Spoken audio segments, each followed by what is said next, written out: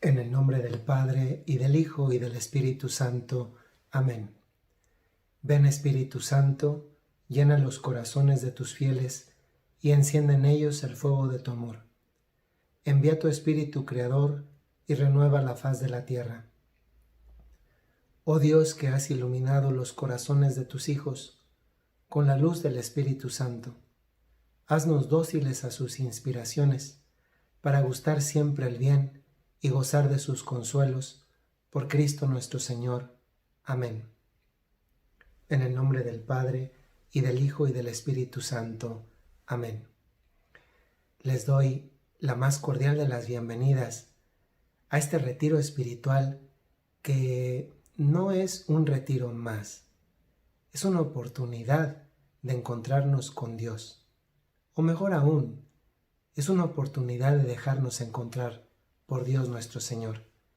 Sinceramente, creo que una de las oportunidades más maravillosas es poder hacerlo como iglesia en el contexto de lo que es justamente la fiesta de la iglesia, y que es nada más ni nada menos que Pentecostés. En la jerarquía de las fiestas de la iglesia, tal vez muchos piensan que Navidad o incluso Pascua tienen la misma categoría o el mismo rango. Y la verdad es que no. Una fiesta es importante en sí misma porque se traduce en una fiesta lo que en realidad es algo más profundo, que es el motivo de la fiesta. Pero la fiesta por antonomasia del cristianismo es la Pascua. San Pablo lo dice perfectamente. Si Cristo no ha resucitado, nuestra fe es vana. La Pascua, el domingo de resurrección, funda toda nuestra fe y por tanto es la fiesta principal del cristianismo y de la Iglesia Católica en particular. Tal vez un segundo lugar en esta jerarquía de las fiestas la ocuparía entonces sí el nacimiento y por tanto la Navidad de Jesús, porque en definitiva eso significa. Pero, ¿cuál sería entonces el tercer lugar? Estamos en la víspera de Pentecostés. Pentecostés, que a veces de una manera tal vez rápida se le llama la fiesta del Espíritu Santo, y lo es, pero lo es por una razón. Porque el Espíritu Santo, el día de Pentecostés, funda la Iglesia. Hay un origen también histórico de la Iglesia y comienza justamente en Pentecostés. Bienvenidos a este retiro en el que vamos a profundizar en un gran regalo, el regalo del Espíritu Santo. Lo vamos a profundizar. Hay una clase que en teología llevamos y que es neumatología, un semestre en el que nos dedicamos a estudiar el Espíritu Santo. Pero esto no es una clase, eso se puede quedar reservado para otro momento y seguramente también será una de las finalidades que este canal de YouTube cumpla una vez que la pandemia termine. Pero mientras tanto, hoy tenemos este retiro, un retiro que se centra sí en el conocimiento del Espíritu Santo, pero también en la experiencia del Espíritu Santo, apelando justamente a la memoria y al conocimiento. Les doy la bienvenida, soy el Padre Jorge Enrique Mújica y me da mucho gusto poder decirles buen y provechoso retiro. Vamos a comenzar esta primera meditación con esta pregunta. Y la pregunta es, ¿ustedes recuerdan cuándo comenzó su experiencia de relación con Dios? ¿Cuándo comenzó su experiencia de relación con Dios? Nos acordamos, e incluso a veces lo festejan, cuando nacimos. Recordamos y a veces también festejamos cuando comenzó un noviazgo, un matrimonio, cuando fue tu graduación. Hay muchas fechas que en la historia personal forman parte, configuran la identidad personal. Esta pregunta con la que iniciamos, ¿cuándo comenzó tu relación con Dios?, Es una pregunta que sí te puedes contestar, porque tu relación con Dios tiene en la historia, en tu historia, un inicio. Y eso es también bello poderlo recordar hoy. Tu historia en tu relación con Dios tiene un inicio. Y ese inicio es el día de tu bautismo. Yo cuando bautizo clasifico a los niños en broma, naturalmente, no se lo tomen en serio. Ya tengo muchos bautizos y yo digo que los bautizos son de dos tipos. Lo de los niños que lloran y que más que bautizo parece un exorcismo, y la de los niños que parece que estamos bautizando angelitos, porque sonríen desde que les das la bienvenida en la puerta, en la iglesia. Les echas el agua y en lugar de patalear y llorar, te echan una sonrisa que dices, bendito sea Dios, qué niño o qué niña tan maravilloso. Tal vez nosotros, porque fuimos bautizados de pequeñitos, eso es un regalo que hay que agradecerle a nuestros padres, no recordamos cómo fue nuestro bautismo. No sé si alguna vez se lo hayamos preguntado a nuestros papás. Paréntesis, realmente si tenemos que agradecer un regalo que nos hayan hecho nuestros padres, es justamente el regalo del bautismo. Porque ahora que lo comenzaremos a profundizar, verán por qué, pero es el inicio de nuestra historia, de nuestra relación con Dios nuestro Señor. Sí, yo quiero enfatizar mucho este principio. Hay un inicio en la historia de nuestra relación con Dios nuestro Señor y no lo deberíamos de olvidar. Porque incluso esto hasta debería convertirse no solo en un tema de meditación, no solamente en un tema que agradecer, sino también en un festejo. Porque es el día que comenzó mi relación personal con Dios nuestro Señor. Una historia que seguramente la has tenido, la has desarrollado en muchos otros momentos de tu vida. Digo que he querido comenzar con esto porque el bautismo es para nosotros el punto de inicio de lo que nos permite estar hoy aquí. Hoy estamos aquí porque somos bautizados. Estamos teniendo este retiro porque somos bautizados. Y eso es recordar el paso de Dios por nuestra propia historia. Uno de los temas que más me apasionan personalmente es justamente la historia de la salvación. La historia de la salvación sigue pasando. Nuestra propia vida es historia de la salvación. La historia de la salvación es parte de lo que está contenido en la revelación, la Sagrada Escritura, desde que Dios crea. La respuesta del hombre a ese amor creador, que es una respuesta que no está a la altura de su creador, y luego todo lo que Dios hace por rescatarnos. El Mesías que nos da, la pasión, muerte y resurrección del Señor, pero esa historia de la salvación no es solamente lo que está en la Biblia, eso es lo que es necesario para nuestra salvación en cuanto a contenido de fe. Pero luego esa historia de la salvación se vuelve más personal cuando nos damos cuenta que nuestra propia vida es historia de la salvación. También en nuestra propia historia personal Dios actúa. Y Dios actúa para algo, con una finalidad, para salvarnos. Volvemos al tema del bautismo. El día de nuestro bautismo comenzó nuestra relación con Dios nuestro Señor. Esto es maravilloso. Porque si alguien te quisiera preguntar, si alguien te preguntara, como yo de hecho hice al comienzo poniendo esta pregunta como punto de partida, tú sabes cuándo comenzó tu relación con Dios, deberías decir sí. Y a continuación deberías decir la fecha en que fuiste bautizado. Esto es maravilloso. Y es maravilloso porque el día en que fuimos bautizados, dejamos de ser una criatura de Dios para pasar a convertirnos en un hijo de Dios. Y esto es un cambio grandísimo en el estado de las cosas. Porque cuando somos criaturas, estamos al nivel de una piedra, de un animal, de una planta, de una cosa. Somos criaturas. Hoy todo lo que existe en el mundo es criatura. Pero algunas de esas criaturas han cambiado y han pasado de tener el rango de criatura a tener el rango de hijo de Dios. Y eso es un salto cualitativo en la condición de la persona. Poder llamar a Dios Padre es de las cosas más profundamente impactantes de la vida. Justamente en el rito del bautismo hay una parte que me parece que está hacia el final, donde después de que el niño ya ha sido bautizado, el sacerdote, siguiendo el formulario, llega un momento en el que dice: y un día, refiriéndose al bautizado, a la bautizada, llamará a Dios Padre en la asamblea.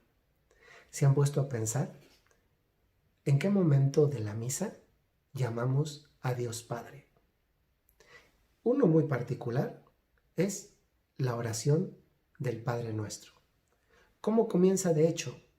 Comienza llamando a Dios Padre. Y eso no es un decir, no es una palabra motivacional, no es una manera de hablar, es una realidad. Dios es nuestro Padre.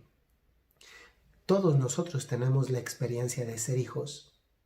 Y seguramente que en una gran mayoría de nosotros, si no es que en todos, tenemos la experiencia de lo que significa sabernos y sentirnos amados por Dios nuestro Señor. Pero esta verdad del sabernos hijos y del sentirnos hijos cambia cuando la profundizamos, porque pasa de convertirse en una idea a convertirse en una experiencia, de tal manera que de verdad en mi vida me puedo sentir verdaderamente un hijo de Dios. Y puedo llamarlo con toda propiedad Padre, con todo el contenido de lo que eso significa, con toda la confianza de lo que eso entraña. Dios que se nos revela como Padre y nos acepta como hijos en el bautismo. Y esto me da pie justamente a lo siguiente. Los 3 primeros regalos que recibimos el día que nos bautizan, los 3 primeros regalos nos los hace Dios. Es el regalo de la fe, es el regalo de la esperanza y es el regalo de la caridad. Son los 3 primeros regalos que nos hace Dios nuestro Señor. Son 3 regalos que, para explicarnos, lo explico con un ejemplo, es como si el día de nuestro bautismo Dios nos entregara una semillita de esperanza, una semillita de fe y una semillita de caridad. Con el paso del tiempo, las semillas, una de dos, o crecen o se marchitan. Tal vez muchos de nosotros tuvimos la experiencia que se tiene, que se suele tener en el kinder, que es esa experiencia de dejar un granito de frijol y cultivarlo con un poquito de algodón, o la papa a la que le va saliendo la ramita, la raíz. Esto nos enseña algo. El frijolito, mientras haya humedad, sea con el algodón, por ejemplo, o un poco de agua, seguirá floreciendo. Pero el día que deje de tener agua, se va a morir. Y con la papa, a la larga, va a pasar igual. Hoy, que podrías recordar cuántos años han pasado desde tu bautismo, podrías preguntarte esta pregunta que es completamente legítima y que sirve en el contexto de un retiro como un buen examen de conciencia. ¿Por qué hay personas que son capaces de vivir a la sombra del propio árbol de la esperanza, de la fe o de la caridad y otras no? O si queremos puntualizar mejor la pregunta, hoy tú tienes en tu vida, después de transcurridos una cantidad de años de tu bautismo, 10, 15, 20, 40, 50 o más, los que sean, la pregunta aplica de todos modos. Hoy tú tienes en tu vida un árbol de fe, un árbol de esperanza, un árbol de caridad al que puedes acogerte porque da sombra en los momentos de calor. en los momentos incluso de lluvia que te la evita, o sigues teniendo una semilla. Porque es de llamar la atención que hay personas que tienen árboles grandes de fe, de esperanza, de caridad, que son tan grandes y que tal vez recibieron la semilla al mismo tiempo que nosotros o por el mismo tiempo, a veces incluso con menos tiempo, y que no solamente la sombra alcanza para sí mismos, sino incluso para otros más. Y esto llama la atención porque las plantas crecen si son cuidadas, si son podadas, si son regadas, si se les cambia la tierra, si se les pone fertilizante o si no. Y esto me hace pensar en una parábola que tal vez muchos de ustedes recuerdan, que es la parábola de la higuera. Es un momento en el que Jesús va con sus apóstoles y se encuentra en una higuera. Y Jesús quiere tomar un fruto de la higuera, que es el higo. No sé si ustedes han probado alguna vez un higo. Yo no tenía la experiencia de probar un higo. En principio yo creí que no me gustaban. De cierta manera no me parecían interesantes ni tampoco apetecibles, hasta que un día probé una mermelada de higo. ¡Qué mermelada tan sabrosa! ¡Sabrosísima! Y desde entonces comencé a probar el higo y me encantó. Y probándolo, te hace entender un poco más la expectativa del agrado legítimo que Jesús tenía de probar el fruto de la higuera después de un recorrido de mucho tiempo de camino en un lugar donde es desierto. Jesús ve la higuera, quiere tomar el higo y se da cuenta que la higuera no tiene higos. ¿Y qué le dice a los apóstoles? Córtenla. Si no da higos, pues ¿para qué está ocupando tierra? Y en ese momento, uno de los apóstoles, fíjense, aquí podríamos hablar y dedicar nada más a hablar de la oración de intercesión, porque la higuera es la imagen de cualquier persona que no da fruto.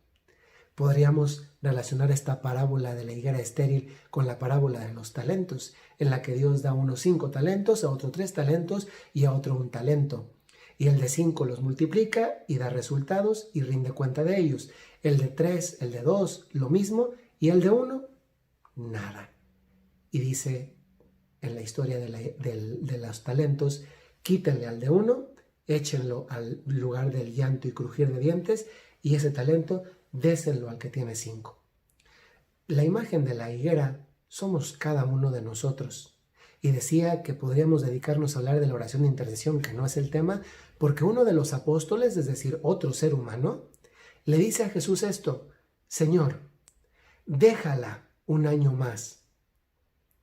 Vamos a cavar, a hacer un hoyo alrededor, un canalito, vamos a ponerle estiércol, y en un año, si no da fruto, la arrancamos. ¿Cuántos años, hermanos, hermanas, llevamos nosotros teniendo la oportunidad de dar fruto en este campo específico del que estábamos hablando? La semillita que Dios nos dio de fe, la semillita que Dios nos dio de esperanza y la semillita que Dios nos dio de caridad. Como para después de 10, 15, 20 años, 30 años, 40, 50, tener todavía una plantita así de chiquita. Es que no sería justo. Pues que no sería justo no de cara a Dios, que tiene tanta paciencia con nosotros, que no nos ha esperado un año, nos ha esperado 2, 3, 4 y cada año nos vuelve a renovar su paciencia. Es que no es justo con nosotros, porque nos hace sumirnos en la mediocridad, que es justamente una de las cosas que nos impiden avanzar en nuestra fe. La mediocridad, avanzar en nuestra caridad por mediocres, en nuestra esperanza por mediocres. Muchas veces queremos exigirle a Dios cosas que Dios ya nos dio, como es la fe, la esperanza, la caridad, en situaciones que vivimos cotidianamente, especialmente en momentos de dificultad. Dios ya nos dio y no se nos debería olvidar. Ya nos dio fe, ya nos dio esperanza, ya nos dio caridad. ¿Por qué otras personas tienen una fe tan grande que es capaz de dar sombra y cobijar a muchos otros que tienen una fe más enclenque? ¿Por qué muchos otros ven un área de oportunidad, esperanza, donde tú estás viendo simplemente una dificultad, un problema y un obstáculo? ¿Por qué otros son capaces de tener la motivación, la fortaleza de ir para adelante en el campo de la caridad, cuando tú ya ves todo con desesperación, con ceguera, donde solamente tú ves defectos en los demás, a veces incluso contigo mismo, porque la caridad también aplica hacia nosotros mismos? El día de nuestro bautismo, Dios nos dio 3 regalos: fe, esperanza y caridad. Y estos 3 regalos son 3 regalos que Dios, por cuanto Él toca, no nos ha quitado. No nos ha quitado y no nos lo va a quitar. ¿Qué estamos haciendo con esos regalos? Por el bautismo fuimos hechos hijos de Dios, y el primer regalo que nos dio nuestro Padre Dios fueron las 3 virtudes teologales, que hoy se convierten en una materia de examen de conciencia. Si tú últimamente te has dado cuenta que tu caridad está por los suelos, te falta regar la semillita, te falta podar la plantita, cambiarle la tierra, ponerle más agua, cuidarla más. Hoy se habla en el campo de la jardinería. Conozco a muchas personas que se dedican de manera profesional por hobby, pero de forma profesional a la jardinería, y cada vez es más frecuente los estudios que dicen que hablarle a las plantas, ponerles música, incluso siendo vegetales, en sentido cualitativo de las cosas, incluso siendo vegetales, tienen capacidad de percepción, de percibir el sonido, o por así decir, entre comillas, de percibir el cariño con que son tratados. ¿No crees que tal vez a tu caridad le falte algo? Que a tu fe le falte también que le cambies la tierra, que le cambies el abono, que la riegues un poquito más, que la cortes, porque a veces con la fe puede pasar exceso o defecto. Defecto que no le pones, exceso que no le has cortado, porque a veces la fe ya no es fe, se está convirtiendo en superstición. O de la esperanza. Porque si te está pasando que últimamente tú vas como los caballos, ¿se han fijado cómo son los caballos? Le ponen unas cosas, como los caballos tienen los ojos más grandes, tienen una capacidad de rango de visión mayor que la que tiene el ojo humano. Entonces, para que el caballo no se distraiga y simplemente tenga el camino por delante, se le ponen estos que imposibilitan la visibilidad por la parte de los lados. Pues muchas veces nosotros somos con la esperanza así, porque esto nos impide ver hacia el futuro, pero el futuro lleno de esperanza, no el futuro lleno de miedo al que a veces nos acostumbramos. Por el bautismo somos hechos hijos de Dios, esto es una maravilla. Pero también por el bautismo, nos convertimos en uno de los dones más maravillosos que podemos recibir. El bautismo nos hace, por el hecho mismo, miembros de la Iglesia. Y esto configura de una manera distinta la manera de concebir nuestra pertenencia a la Iglesia y el mismo concepto de ser Iglesia. Iglesia como tal, etimológicamente hablando, significa asamblea. La asamblea es algo que es convocado y por tanto supone, si es algo convocado, significa alguien que convoca. ¿Y quién es el que nos convoca? La Iglesia es el grupo de los convocados.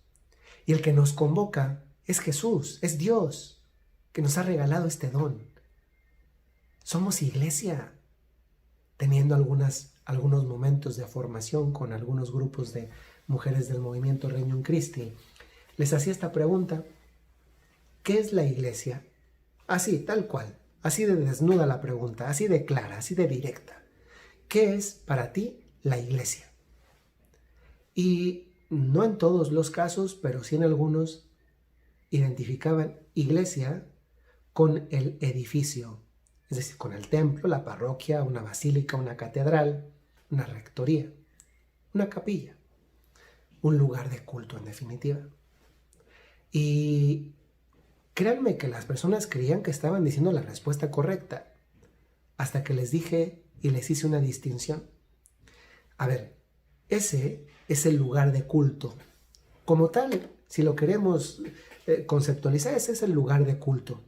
Ese es el lugar donde es la casa de Dios, sobre todo es la casa de Dios. Por tanto, si es la casa de Dios, es el lugar a donde vamos a dar culto a Dios. Pero esa no es la iglesia. La iglesia somos nosotros.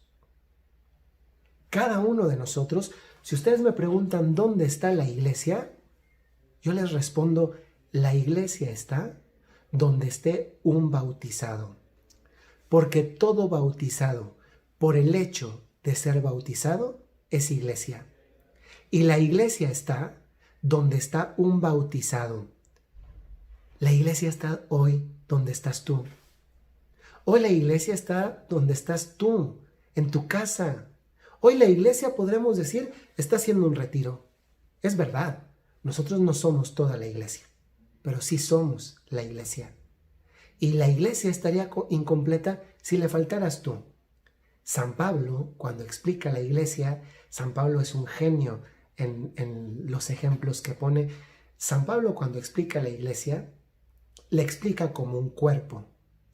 Y cuando le explica como un cuerpo, dice así: todo cuerpo tiene una cabeza. La iglesia es un cuerpo, entonces tiene una cabeza. ¿Quién es esa cabeza? Es Jesucristo. Jesucristo es la cabeza de la iglesia. Pero todos nosotros, todos los bautizados, estoy siguiendo la línea de reflexión de San Pablo en sus cartas del Nuevo Testamento, dice, todos nosotros somos miembros del cuerpo de la iglesia. No somos la cabeza porque la cabeza es Dios, es Jesús. Pero sí somos uno de los miembros. Y por eso él dice que un miembro no le puede decir a otro miembro, hablando como miembros del cuerpo de la iglesia, donde la cabeza es Jesús, no le puede decir a otro miembro, tú no sirves. La mano no le puede decir al pie, tú no me sirves. El pie no le puede decir al ojo, tú no me sirves. El ojo no le puede decir a la boca, tú no me sirves. La boca no le puede decir al corazón, tú no me sirves. El corazón no le puede decir al estómago, a los pulmones. Y así pongan cualquier parte del cuerpo en esta analogía que nos hace San Pablo. Y esto nos hace pensar en algo. Primero, ninguno de nosotros le puede decir a otro que es miembro de la iglesia por el solo hecho de ser bautizado, no le puede decir que tú en esta iglesia no sirves. Porque hoy es una gran tentación. En todo grupo humano, créanmelo, en todo grupo humano siempre va a haber conflictos. Pero nadie le puede decir a otro que él no tiene un lugar en la iglesia cuando Dios fue quien lo convocó. Tú no puedes desconvocar a alguien que ha sido convocado por Dios. No puedes. Eso es que no solo no se puede, sino que además no se hace. Porque tal vez tú eres mano y el otro es pie. Y tu mano no vas a desplazarte a otro lugar sin la ayuda de los pies. Pero un pie tampoco le puede decir a la boca que ella no me sirve. Porque por mucho que los pies desplacen, si la boca no habla, no va a comunicar igual, del mismo modo, con la misma eficacia. San Pablo explica de esta manera, de una forma maravillosa, la iglesia como un cuerpo en que la cabeza es Jesucristo y nosotros somos parte del cuerpo de la iglesia. Y en esto yo he tratado de identificar cómo hay dos maneras de plenitud existencial en la vida de las personas. Hay dos modos de plenitud existencial. Un modo de plenitud existencial es una que podríamos llamar exclusivamente humana y otra que podríamos llamar sobrenatural. La plenitud existencial humana es cuando una persona ha encontrado en su vida las respuestas a las preguntas, a las grandes preguntas existenciales que el ser humano en algún u otro momento de la vida se plantea. El por qué estoy aquí, de dónde vengo, para dónde voy, cuál es el sentido de la vida, de mi vida en particular. Muchos, seguramente ustedes, han encontrado una respuesta a esto justamente en su vocación de vida y en su misión de vida. Muchos de ustedes han encontrado que su camino era el matrimonio. Otros, tal vez jóvenes aún, tratan de identificar cuál es su camino de realización de su propia vida. Y en esto, que no solamente es el matrimonio, también puede ser, por ejemplo, o va de la mano también de la elección de una carrera, es muy diferente elegir una carrera por cuánto dinero me va a dar que elegir una carrera por cuánto voy a poder servir. Eso es muy diferente. Créanme que la vida de un médico es muy diferente cuando lo que le hace ser médico es no cuánto gano y por tanto no que ve la salud como una oportunidad de ganancia, sino en cuánto puedo servir. Yo tengo la gracia de conocer a algunos médicos que incluso en momentos de situación de dificultad de algunas personas, incluso les ayudan, les hacen el favor, les ayudan, porque efectivamente no tienen el dinero para pagar una consulta, por ejemplo. Y eso es lo que hace la distinción entre una persona que ha estudiado una carrera por vocación que por una ganancia. Porque un médico, pues naturalmente necesita de qué vivir y es legítimo el cobro por sus servicios. Pero también sabe que cuando está en juego la vida humana de una persona que en honestidad no puede pagar un servicio de ese tipo, el médico no le importa si le va a pagar o no le va a pagar, le importa salvar la vida. Y eso para muchos de ustedes jóvenes que están viendo este retiro también, creo que es un elemento de reflexión para su plenitud existencial al momento de elegir una carrera. Créanme, y lo refiero en este caso también, dado que la vocación sacerdotal, religiosa, es también una posibilidad en el horizonte de opciones a elegir. Créanme que nadie se hace, al menos no creo que nadie se haga, o nadie debería hacerse sacerdote o religiosa por lo que va a ganar, porque si fuera por eso les puedo asegurar que si fuera por ganar dinero te morirías de hambre. Pero afortunadamente aquí se manifiesta la providencia de Dios, que hace que nunca nos quedemos sin lo necesario para sobrevivir. Y volvemos otra vez al tema del que estábamos hablando. Somos parte del cuerpo de la iglesia. Y entonces podemos hablar de una plenitud existencial humana y de una plenitud existencial sobrenatural, que las dos son dos dimensiones de la única persona que existe, que somos cada uno de nosotros. Y entonces, muchas veces la plenitud humana se encuentra cuando he encontrado el camino de mi vida, cuando me doy cuenta que mi vocación es esta y no es esta otra, y que porque me doy cuenta, eso no significa que va a ser más fácil o más difícil, que va a ser muy sencilla o no va a haber complicaciones o va a tener muchas. Significa que por el hecho de que yo la descubro, porque una vocación es un don que Dios da, algo a lo que Dios me llama, yo la descubro y la acepto libremente, entonces la incorporo a mi vida. No me importa si es muy difícil o muy fácil, importa que ese es mi camino y por tanto lo recorro. Eso aplica y se ve de una manera tal vez un poco más clara en la vocación sacerdotal o más aún en la vocación matrimonial, porque no importa si mi esposo es el mejor o es el peor, ojalá que sea el mejor. Si mi esposa es la mejor o es la peor, ojalá que sea la mejor. Importa que yo la elegí, que yo quise este camino. No importa si mis hijos son los mejores, los más lindos o no lo son. Importa que son mis hijos y que son parte de mi misión. Y que por tanto no importa el grado de dificultad en ir adelante, sino saber que yo me realizo en el camino que recorro porque es parte de mi misión de vida y que por tanto le encuentro un sentido a todo lo que hago. Eso es la parte humana, pero luego falta la parte sobrenatural. Y es esta que viene a relación del cuerpo de la iglesia. Si estamos diciendo que la cabeza es Cristo y nosotros somos parte del cuerpo de Cristo, que es la iglesia, que yo soy iglesia, la pregunta es, una pregunta que es una pregunta profunda, es ¿cuál es el lugar que yo ocupo en esta iglesia? Porque de esta respuesta depende mucho. Depende mi grado de identificación con esta iglesia de la que formo parte, depende mi amor a la iglesia, la defensa que hago de ella, el compromiso que yo tengo con ella, no con la institución que también la abarca, sino con este Dios que es la cabeza de la iglesia de la que yo soy parte. Y el gran problema es que muchos de nosotros tal vez nunca nos hemos planteado qué lugar ocupo. O si lo quieren de una manera más plástica con la imagen del cuerpo, ¿qué parte del cuerpo soy yo? Santa Teresa del Niño Jesús, en la historia del alma, tiene cuenta, es una autobiografía, cuenta un momento de crisis en su vida.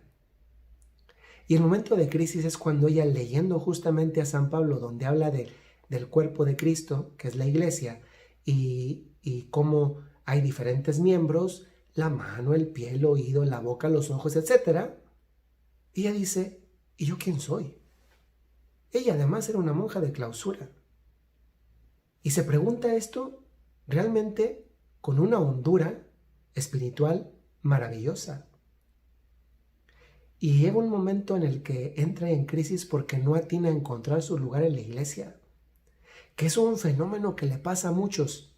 Santa Teresa del Niño Jesús lo resolvió, pero hay muchos católicos, muchos bautizados, que no lo han resuelto, que pasan de largo. Y justamente por eso viven siendo iglesia, pero como siendo ajenos a la iglesia de la que son parte. Porque no se han dado cuenta todavía quiénes son en la iglesia, a qué están llamados en la iglesia y cuál es su lugar en la iglesia. Y no me refiero a un puesto de autoridad, porque a veces eso es lo primero que pensamos. Que no se nos olvide y se lo subraya un sacerdote. El sacerdote no es el que manda en la iglesia. Eso no es a lo que está llamado el sacerdote. El sacerdote debe ser el primero que sirve en la iglesia, y a eso sí está llamado el sacerdote. Y sacerdote que no vive para servir, no sirve para vivir. Qué vocación tan frustrada de un sacerdote que cree que se tiene que dedicar a mandar, a gobernar. Es verdad, el ministerio, el sacramento, le da la potestad de autoridad, pero eso no significa ponerse encima de los demás o mirar por encimita del hombro. Significa sí, gobernar, pero como lo haría Jesucristo. No gobernar como lo haría Hugo Chávez o como lo haría cualquier tirano de tiempos pasados o de tiempos presentes. ¿Quién eres tú en la iglesia? Porque ese es también un regalo que hoy el Espíritu Santo te ayuda a descubrir. Esta primera meditación es el preludio de entrar a fondo en el gran regalo que es el Espíritu Santo en la siguiente meditación. Pero no podemos entrar a la siguiente meditación sin recordar que nosotros somos iglesia, que el día de Pentecostés es el día que comenzó formalmente la iglesia, porque parte de la dimensión de ser bautizados es de ser lanzados, de ser evangelizadores, de ser predicadores, de ser apóstoles. Y a veces como que nos conformamos con ver cómo pasan las cosas. Y eso lo único que va produciendo es un adormecimiento de la propia fe. Yo me imagino, tal vez no es el ejemplo más lindo, pero seguro que nos queda claro a todos al ponerlo, que a veces nuestro ser iglesia es como un zapato que se va empolvando, o un zapato que se gasta y que nunca se lustra. ¿Lo traes puesto? Sí. A veces traemos puesta la iglesia, se desgasta, era negro y de repente ya está gris, se rompe un poquito, se le hace un agujero. Si yo lo puliera, lo limpiara, lo cuidara, aquello se vería más hermoso, me daría más gusto ponérmelo, sería algo distinto. Pero el gran problema es justamente hoy que no lustramos la fe. Naturalmente aquello tiene un límite porque los zapatos con el tiempo se van a tirar y esto no se tira nunca porque siempre vamos a ser iglesia. Pero el cambio cualitativo entre ser iglesia pasiva, dormida y ser iglesia despierta, el punto de quiebre es justamente que somos conscientes de eso. Nadie nos va a hacer ser iglesia si nosotros no queremos. Y por eso quería partir de eso, porque el día de Pentecostés, el Dios, el Espíritu Santo les dio a todos conciencia de ser iglesia. Y ese fue un regalo que hoy pido para cada uno de ustedes. La conciencia de ser iglesia. Vamos a